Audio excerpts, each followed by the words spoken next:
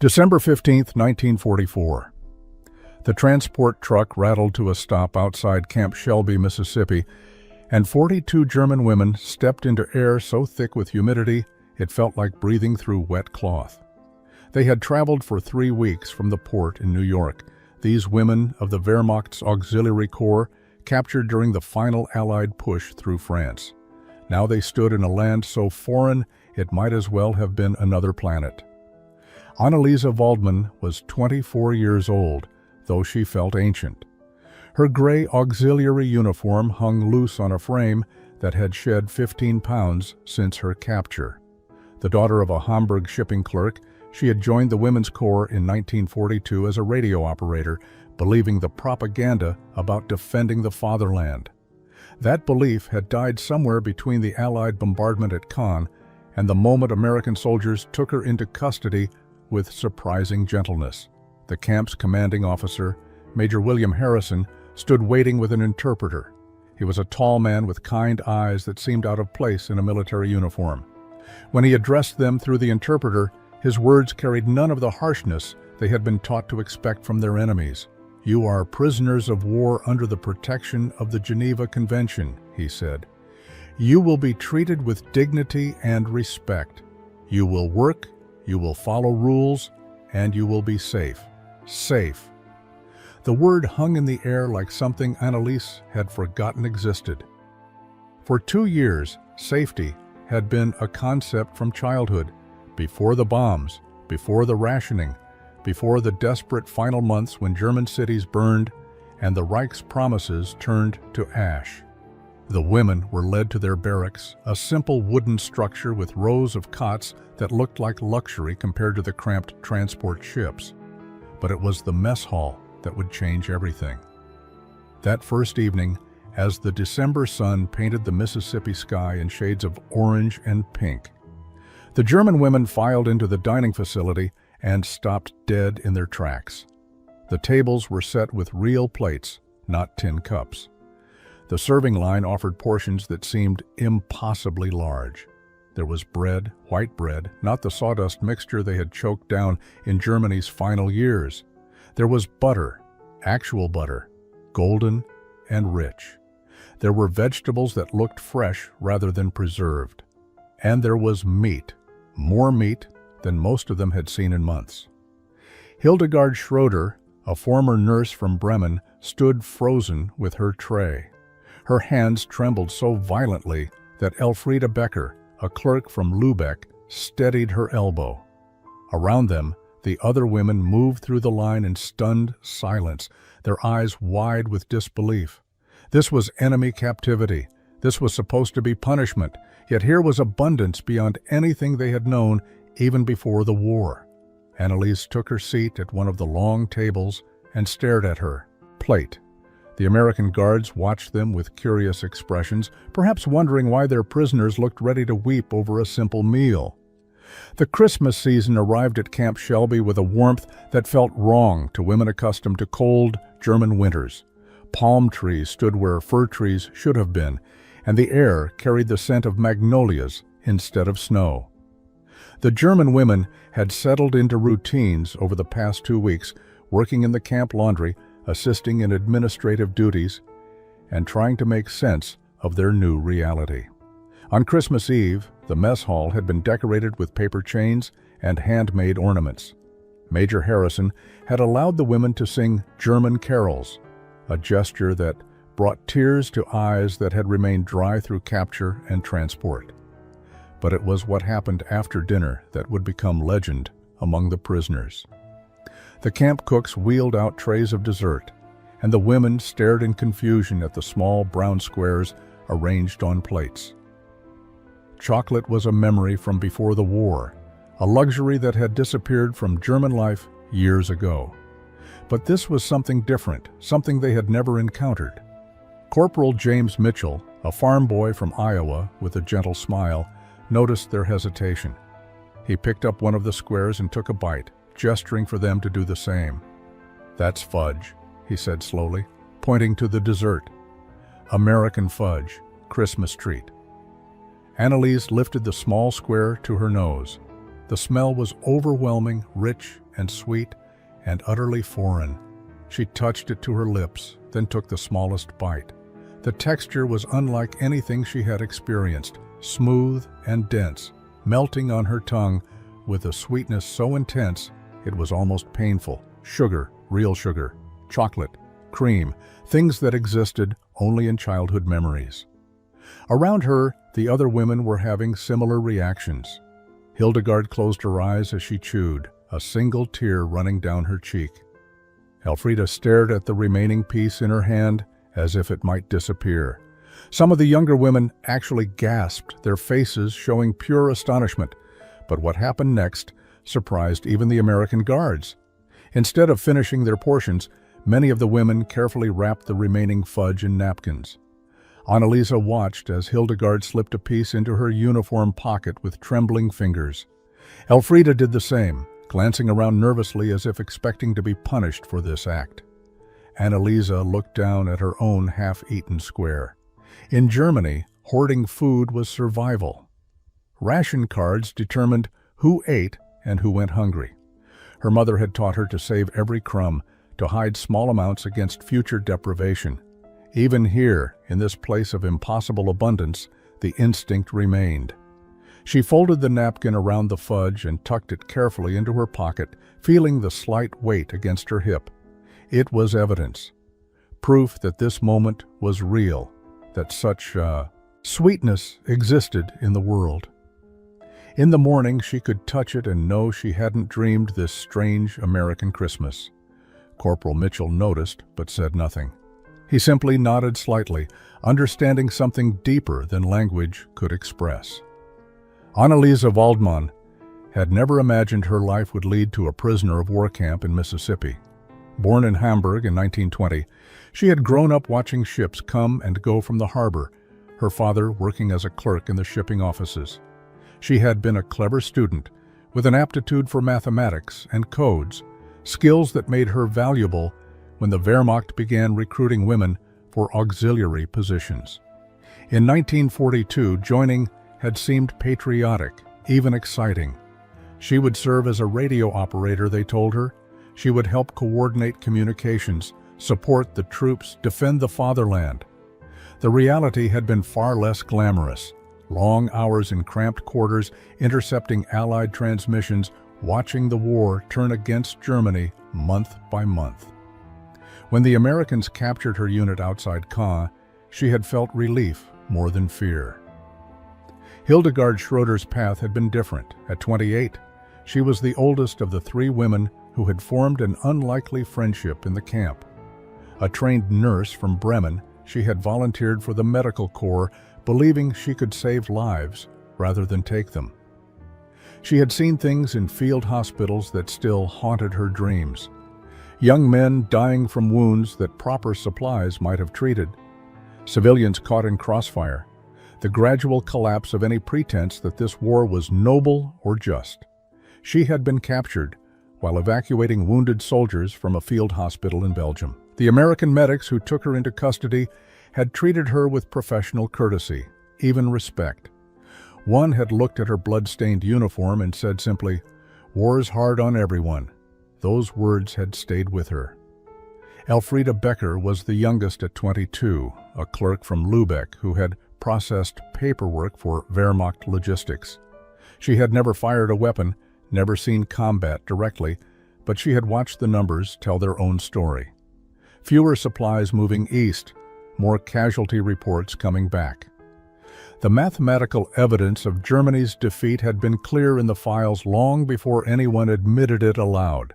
Her capture had been almost anticlimactic. The office where she worked had simply been overrun by American forces one autumn morning. She had sat at her desk, hands raised, while soldiers secured the building. One of them had offered her coffee from his canteen. Real coffee. She had almost wept. Now these three women from northern Germany sat together in the Camp Shelby mess hall, sharing their evening meal and speaking in low German voices about everything and nothing. They talked about the weather, so different from home. They talked about the work assignments, the strange kindness of the guards, the impossible abundance of the food. What they didn't talk about was the future. What they didn't mention was the fudge hidden in their pockets, growing slightly soft in the Mississippi heat. What they couldn't yet articulate was the growing realization that captivity in America might offer something they had lost long ago in Germany. Hope. Corporal James Mitchell had grown up on an Iowa farm where his family raised hogs and corn. He understood scarcity in the way any farmer did, the anxiety of hoping for rain, the careful rationing of seed for next year's planting. But he had never known real hunger, never experienced the kind of deprivation that made a person hide food even when surrounded by plenty. Watching the German women slip fudge into their pockets had troubled him in ways he couldn't quite articulate. He mentioned it to Sergeant Robert Palmer during their rounds the next morning. "They're hoarding the desserts," he said, "hiding pieces in their uniforms. Should we say something?" Palmer, a school teacher from Connecticut before the war, thought for a moment. "What were German rations like by the end?" he asked. Mitchell shrugged. "Bad, I'd guess. Everything was bad over there." Palmer nodded slowly. "Worse than bad." "I read the intelligence reports. They were eating sawdust bread, turnip soup, whatever they could find. Some cities were starving. These women probably haven't seen real sugar in years." The observation shifted something in Mitchell's understanding. He began watching the prisoners more carefully, not with suspicion, but with curiosity. He noticed how they ate slowly, savoring each bite, how they never left anything on their plates, even vegetables they clearly didn't enjoy, how their eyes tracked the food cart when it rolled through the mess hall, following it with an intensity that spoke of old fears. That evening, he approached Major Harrison with an idea. "Sir, what if we let them have extra dessert? Not as a reward, just as something they can keep." The major raised an eyebrow. "Explain your thinking, Corporal." Mitchell chose his words carefully. "They're hoarding because they don't trust that there will be more tomorrow. If we show them there's always enough, maybe they'll stop feeling like they have to hide it." Major Harrison considered this. The camp had plenty of supplies. The American military machine produced abundance that would have seemed miraculous to their enemies. Sugar, chocolate, coffee, all the things that had disappeared from European markets years ago. "And what exactly are you proposing?" he asked. Mitchell outlined his idea. "Let the cooks make extra fudge, put out bowls of hard candy. Make it clear that sweets aren't scarce here, that wanting seconds isn't shameful." Major Harrison studied the young corporal for a long moment, then nodded. "Do it. But make sure they understand it's not charity, it's just how things are done here." The next day, bowls of peppermint candies appeared on the mess hall tables. The German women approached them cautiously, unsure if taking one would bring punishment. Corporal Mitchell made a show of taking a candy himself, unwrapping it and popping it in his mouth. He gestured to the women. "For everyone," he said in his halting German, "not special, normal." Annalise was the first to reach out. Her fingers closed around a striped candy, and she looked up at Mitchell with something approaching wonder in her eyes. The peppermint candies became a bridge between two languages, two worlds, two groups of people who were supposed to be enemies. Within days, the mess hall transformed from a place of silent consumption into something approaching community. Corporal Mitchell began teaching the women English words for the foods they encountered, pointing to items and pronouncing them slowly while the prisoners repeated after him: apple pie, mashed potatoes, green beans, cornbread. Each phrase was an invitation into American culture, a small act of inclusion that went far beyond basic vocabulary lessons. Annalise proved to have the best ear for English, her radio operator training giving her an advantage with sounds and patterns. She became an informal translator, helping bridge the gap when gestures and pointing failed. The kitchen staff, initially uncertain about their new charges, found themselves drawn into these exchanges. Private Thomas Washington, a cook from Alabama, began saving extra portions of dessert for the women who worked kitchen duty. He showed Hildegard how to make biscuits, his large hands demonstrating the technique of cutting butter into flour, while she watched with the intensity of someone learning vital survival skills. Sergeant Palmer started bringing newspapers to the mess hall during evening meals, reading simple headlines aloud and explaining American phrases. The women listened with fierce concentration, understanding perhaps one word in 5, but absorbing the rhythm of the language. Elfrida kept a small notebook where she wrote down new words, her clerk's training making her meticulous about spelling even when she wasn't sure of meanings. But it was the continued presence of sweets that revealed the deepest transformation. Major Harrison had ordered the kitchen to maintain the bowls of candy and to serve dessert with every evening meal. At first, the German women continued their hoarding, pockets bulging with wrapped candies and carefully folded napkins containing cake or cookies. But gradually, as days turned to weeks and the abundance never faltered, something shifted. Annalisa was the first to stop hiding food. She sat at the table one evening in early January, eating her piece of chocolate cake slowly, savoring each bite, but finishing the entire portion without saving any. Hildegard noticed and followed suit the next day. Elfrida took longer, her survival instincts harder to overcome, but eventually she too began eating her full portions. The Americans noticed this change and understood its significance. These women were learning to trust that tomorrow would bring more food, that abundance wasn't a temporary illusion, but a permanent state. Corporal Mitchell felt something loosen in his chest when he saw Annalisa laugh at her own mispronunciation of butterscotch, her face open and unguarded for the first time since her arrival. The mess hall had become more than a place to eat.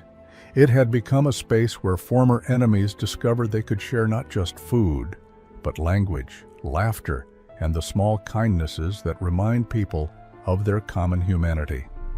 In that room, with its long tables and bowls of candy, the war felt very far away. February brought news from Europe that shattered the fragile peace the women had constructed in Camp Shelby. The Allied advance into Germany accelerated, and with it came reports that filtered through official channels and found their way into American newspapers. Sergeant Palmer, still conducting his informal English lessons, hesitated before bringing the latest papers to the mess hall. These women needed to know what was happening to their homeland, but the knowledge would wound them deeply. Hamburg had been bombed again, massive raids that left the port city in ruins. Bremen suffered similar devastation. Lübeck, the medieval jewel of the Baltic coast, had been reduced to rubble months earlier. The cities these women called home were being systematically destroyed, and they could do nothing but read about it in a foreign language in a land thousands of miles away. Annalisa sat in the camp library, an American newspaper spread before her. Her English had improved enough to understand the essential facts. Hamburg, firestorm, thousands dead, neighborhoods obliterated. She thought of her parents' apartment near the harbor, the view of ships her father had loved. She hadn't received word from them since before her capture. The Red Cross had promised to help locate family members, but the chaos in Germany made such searches nearly impossible. Hildegard received the only letter any of them had gotten from home, and the news it contained was devastating. Her younger sister, a nurse like herself, had been killed in an air raid on Bremen in December. The letter had taken 2 months to reach her, which meant she had been singing Christmas carols in the Camp Shelby mess hall on the very day her sister died. The knowledge felt like a betrayal, as if her moment of peace had somehow caused the tragedy. She showed the letter to Annalise and Elfrida, her hands shaking. The paper was thin, nearly transparent, covered in her mother's cramped handwriting. Between the lines of grief, her mother had written something that haunted Hildegard more than the news of death. There is nothing left here. The city is gone. Food is scarce. People are dying not from bombs, but from hunger and cold. If you can stay where you are, stay. There is nothing to come home to. Elfrida had no letters at all. Her parents in Lübeck had vanished into the silence that swallowed so many German families during the war's final months. She wrote letter after letter through the Red Cross, addressing them to their last known location, but nothing came back. Not confirmation of receipt, not notification of death, just empty silence that felt worse than any definitive news.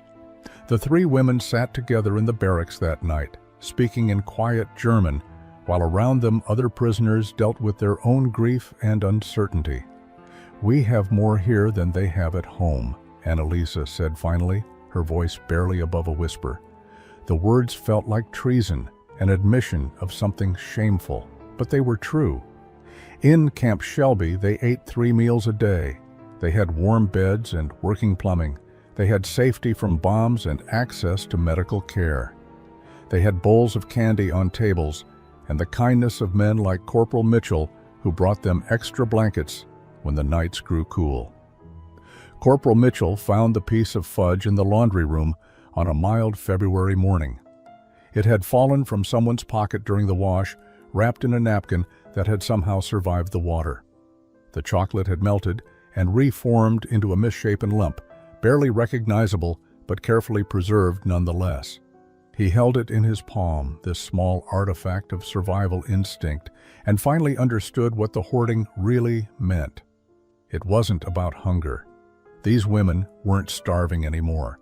They had gained weight since their arrival, their faces filling out, their movements growing less tentative. The hoarding continued not because they needed the food, but because they needed the proof. Proof that sweetness existed.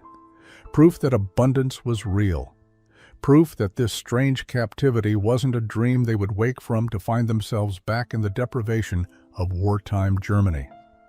He brought the melted fudge to Sergeant Palmer, who examined it with the thoughtful expression he often wore during their discussions about the prisoners. "It's a talisman," Palmer said finally. "Like soldiers carrying photos or good luck charms. They're not saving it to eat. They're saving it to remember that someone cared enough to give them something precious." Major Harrison called a meeting with his senior staff to discuss what they had learned about their prisoners over the past 3 months. These women had been conditioned by years of scarcity to distrust abundance, to save against inevitable deprivation, to protect themselves against a future that had always brought less rather than more. The Americans had shown them a different reality, but changing deeply ingrained survival behaviors took more than a few weeks of good meals. In the barracks, Annalise kept her original piece of Christmas fudge in a small cloth bag under her pillow. It had long since dried out, becoming hard and probably inedible, but she touched it each night before sleeping. The gesture had become ritual, a way of grounding herself in the strange new world she inhabited. This small square of chocolate represented everything that had changed since her capture. It was physical evidence that her enemies had treated her with unexpected humanity. Hildegard had started a collection. Small wrapped candies lined up on her footlocker in neat rows, organized by color. She never ate them. Instead, she looked at them each morning and evening, counting them like prayer beads. When other women asked why she kept them, she struggled to explain in words what the candies meant. They reminded her that there could be sweetness in the world even during the darkest times. They proved that kindness wasn't just a memory from before the war, but something that could still exist between enemies. Elfrida had taken to writing descriptions of American foods in her notebook alongside her English vocabulary. "Fudge," she wrote in careful script, "smooth and sweet, tastes like chocolate and cream together, melts on the tongue." She included details about texture and flavor, as if documenting something scientific, as if precision could help her believe this abundance was real. The American staff began to recognize these behaviors not as signs of distrust but as evidence of healing. The women were learning to hold on to hope, to preserve moments of kindness against future uncertainty. They were building new survival skills for a world that might offer sweetness alongside suffering. May 8, 1945. Victory in Europe Day. The news reached Camp Shelby through radio broadcasts that crackled with static and excitement. In towns across America, people danced in the streets and kissed strangers. Church bells rang. Soldiers cheered. The war in Europe was over. Germany had surrendered unconditionally. In the women's barracks at Camp Shelby, the atmosphere was not celebratory. The 42 German prisoners sat in silence, understanding that their strange limbo was ending. Major Harrison had called an assembly for the following morning to discuss repatriation procedures. The word hung over them like a sentence waiting to be carried out. Repatriation, return, going back to a Germany that no longer existed in any form they would recognize. Anneliese couldn't sleep that night. She lay on her cot, touching the dried piece of fudge under her pillow, trying to imagine stepping off a ship in Hamburg. Would her parents still be alive? Would their apartment still be standing? The reports from Germany painted a picture of complete devastation. Cities reduced to rubble, infrastructure destroyed, millions dead or displaced, starvation widespread. The occupation divided between 4 powers, each section operating under different rules. Hildegard sat on her footlocker, looking at her collection of candies in the dim barracks light.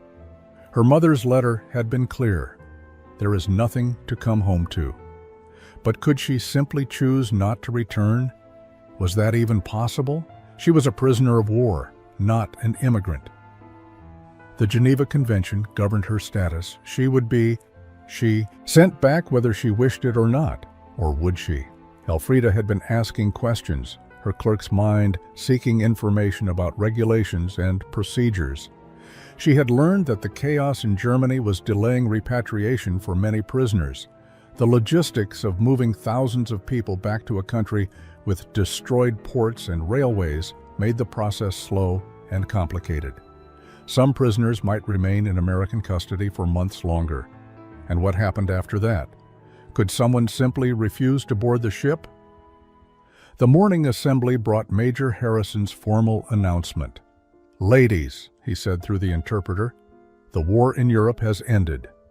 We will begin processing your repatriation over the coming weeks. You will be transported to New York and from there to ships bound for Germany." He paused, his kind eyes scanning the rows of women before him. "I want you to know that your conduct here has been exemplary. You have worked hard and shown dignity throughout your captivity." Then he said something that changed everything. "If any of you face special circumstances that might delay your repatriation, if you have concerns about your safety or the situation you would return to, please speak with me or Sergeant Palmer privately. We cannot make promises, but we will listen." The words were carefully chosen, leaving space for possibility without making explicit offers. Anneliese felt her heart racing. She looked at Hildegard, who looked at Elfrida. The same question was written on all 3 faces. Could they ask to stay? Would the Americans even consider such a request? That evening, the 3 women sat together in the mess hall long after the other prisoners had returned to the barracks. Before them sat their dinner plates, empty except for the dessert chocolate cake with vanilla frosting. For the first time in months, none of them moved to save a piece. Anneliese Waldmann stood before Major Harrison's desk 3 days after the announcement, her hands clasped tightly to stop their trembling. Beside her stood Hildegard and Elfrida, the 3 women having decided they would make their request together. Corporal Mitchell and Sergeant Palmer were present as witnesses, their faces carefully neutral. Major Harrison gestured for them to sit. Anneliese had prepared a speech in English, practicing the words until her pronunciation was clear. "Major Harrison, we wish to request permission to delay our repatriation." She paused, gathering courage. "We have no homes to return to. Our families are dead or missing. Germany is destroyed. Here we have found safety and kindness. We wish to stay in America if that is possible." The major listened without interrupting. When she finished, he leaned back in his chair and was quiet for a long moment. "What you're asking," he said slowly, "is complicated. You are prisoners of war. The Geneva Convention requires your repatriation. However," he continued, "the situation in Germany is chaotic. The displaced persons situation is unprecedented. There may be ways to reclassify your status if you can find American sponsors willing to vouch for you. Sponsors? Hildegard asked, her English less confident than Annalise's. Major Harrison nodded. American citizens who would take responsibility for you, help you find work and housing, guarantee that you won't become public charges. It's a long process, and there are no guarantees, but it's not impossible. Over the following weeks, something remarkable happened. The American staff at Camp Shelby became advocates for the three women. Corporal Mitchell wrote to his family in Iowa, asking if they might sponsor Elfrida. His parents, moved by his descriptions of the young German clerk who had shown such genuine remorse for her country's actions, agreed to help. Sergeant Palmer contacted colleagues at the school where he had taught in Connecticut, and they began organizing sponsorship for Annalise. A local family, the Thorntons, who had visited the camp as part of a church outreach program, offered to sponsor Hildegard. Mrs. Thornton, a nurse herself, had been impressed by Hildegard's medical knowledge and compassionate nature. "We lost our son in France," she told Major Harrison. "Helping his enemy become a friend feels like the right way to honor his memory." The other 39 women chose repatriation. Some had received word that family members had survived. Others simply felt that duty required their return, that Germany needed everyone who could help rebuild. They bore no resentment toward those who chose differently. Each woman understood that survival meant making impossible choices. On the day the transport trucks arrived to take the repatriation group to the port, the farewells in the Camp Shelby mess hall were emotional. The women who were leaving embraced those who were staying.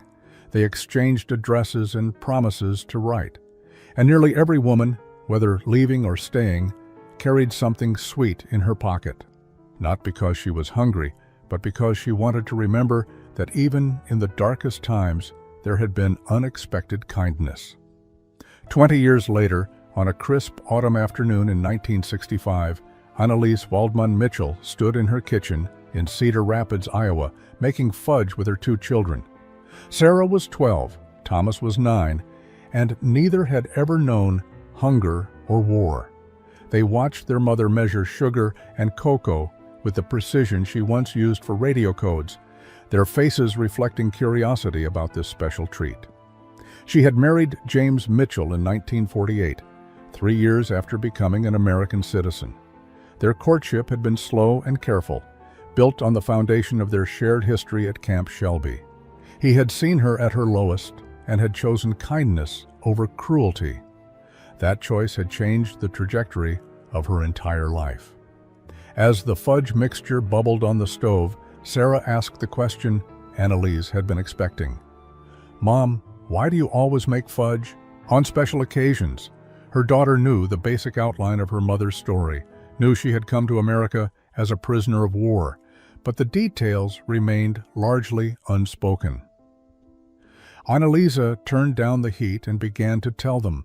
She spoke about Christmas Eve in 1944, about tasting chocolate fudge for the first time and not believing such sweetness could exist. She told them about hiding that first piece in her uniform pocket, about keeping it under her pillow like a talisman. She explained how something as simple as a square of candy had taught her that her enemies were capable of unexpected humanity. Thomas, practical like his father, asked why she had kept the fudge instead of eating it. Annalisa smiled. "Because I needed proof that kindness was real. Because after years of propaganda telling me Americans were monsters, that small piece of sweetness was evidence that I had been lied to about everything."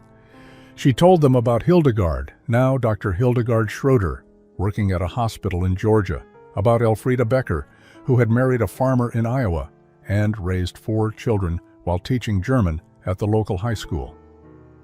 The 3 women still exchanged letters every month, maintaining the friendship forged in captivity. The fudge finished cooking, and Annalise poured it into a buttered pan to cool. Her children watched the glossy chocolate spread evenly, filling the kitchen with rich sweetness. "When people show you kindness when they don't have to," she told them, "when they treat you with dignity, even though you're supposed to be their enemy, that changes you forever. She cut the cooled fudge into perfect squares, exactly like the ones Corporal Mitchell had offered her 2 decades earlier. Each piece represented a choice, a moment when someone decided that compassion mattered more than hatred. Her children each took a square, savoring the sweetness without understanding its full significance. But they would. Annalise would make sure they understood that the capacity for kindness, for seeing humanity in unexpected places, was the lesson she wanted them to carry forward. Some memories, she knew, were too important to fade. Some sweetness was meant to be shared across generations.